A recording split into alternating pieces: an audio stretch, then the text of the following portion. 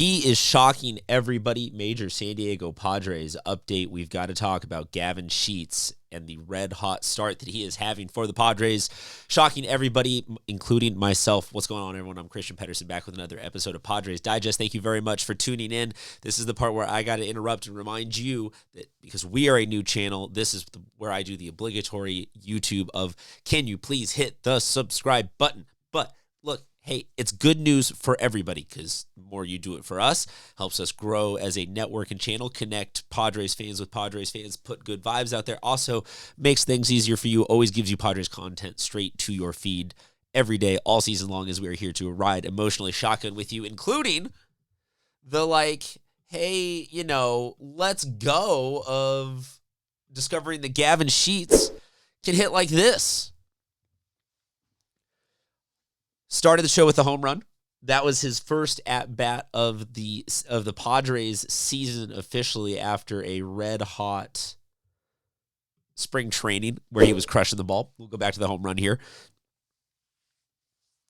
Dude is hitting really, really well. Dude is hitting better than I think anybody thought he was going to do as that left-handed part of the DH platoon / bat, if you want to call it bat number one available off the bench.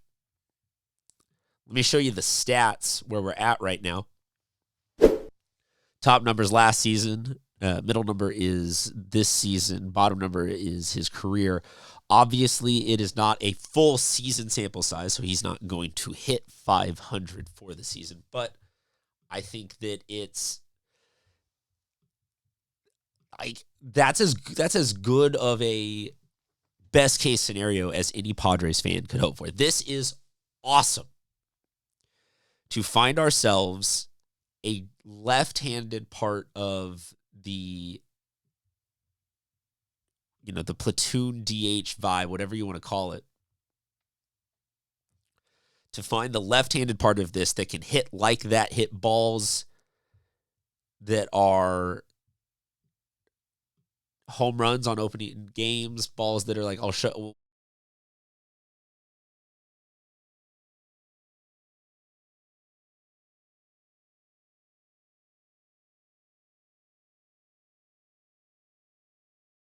Into the major league, because there is that little up, that notch. And I know that sometimes I veer in and out of what is the mathematical versus what is the touchy-feely aura of baseball. And, sometimes it's just games are a little bit more tightened up and a little bit better, a little bit stronger, whatever you want to call it in terms of the pitching competition intensity level that a regular season is. So you don't always know what you're going to get. You never know that a guy's going to go and have himself these kinds of moments in the first series of the year, which is crazy because when you wind up with a guy like this who is not afraid of the moment and is capable of doing this through only a couple of games. Let me show you what he did last year. Because he's 28, going to be 29 this season. So in his prime, when we brought him here, I think the expectation was, okay, we'll see if there's anything left. He's got a power-ish kind of swing. Strikes out a lot, but not like an egregious amount. Gonna get probably a decent slugging percentage out of him. Like, guy can take big hacks. I don't know if there was necessarily a master plan of like, this guy's going to hit 35 home runs. And I don't necessarily pretend like what we have right now is a guy that is on pace for that, because realistic about the ebbs and flows of these things as scouting reports get out on guys and things get figured out and seasons get longer and guys get banged. Like, I understand exigent circumstances, but based off of what he was doing last year, the price that we get him at, we bring him in, you look at those numbers, he's going to exceed those numbers. With moments like this, he's already encroaching on those numbers. I think that this shows off either the genie in a bottle wish-making that A.J. Preller somehow has black voodoo magic chicken sacrifice, like whatever he's done to tap into that just luck that he has with finding people. maybe that's this, but also I think maybe this is a guy who sometimes you see it in baseball. You get a change of scenery.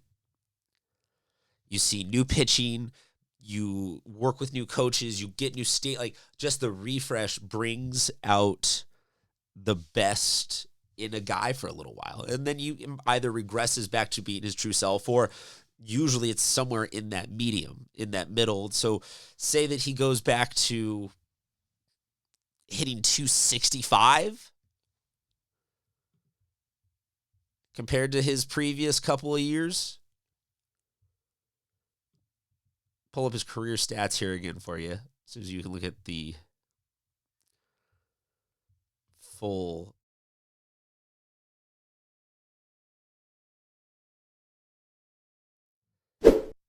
These are last year's. And then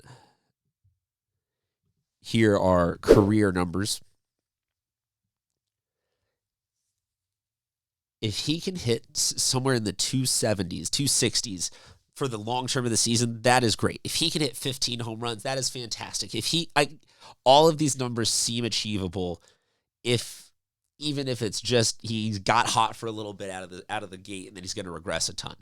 I still think that this guy is going to be great value for us and going to be surprise value for us, and is a fantastic find, and is somebody that we should all be excited about and be more like, go buy a Teemu Gavin Sheets jersey. He might be a cult favorite. This might be the perfect little remedy at the back end of this lineup to have a big left-handed bat that is either going to hit a home run, double, sac fly, just something like ball is going to get out there and get sprayed into the outfield in a significant way that allows for potential other secondary offense to happen. I love that for the Padres. I think that is a perfect fit for the Padres.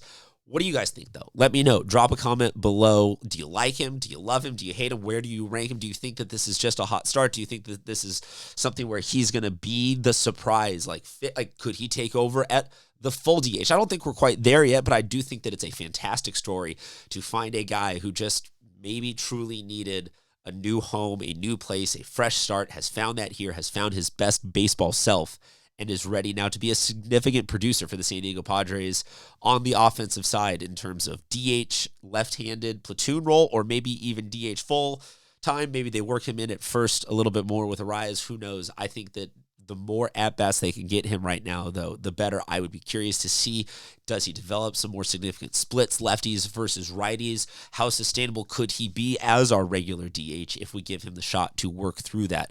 Or is this something where he needs to just be able to be that guy that we can go to late in the game against righty relievers and focus on specific matchups like that? Either way, like I said, I think it's the perfect back end fix. This is just the perfect surprise. He is shocking everybody with his play so far. Gavin Sheets, get to know the name. Like I said, buy the jersey. Let me know what you think, though. Drop a comment below. Make sure you, like I said, you hit the subscribe button. We got videos on all the other action going on Padres season all season long. Thank you very much for tuning in. We'll talk to you soon.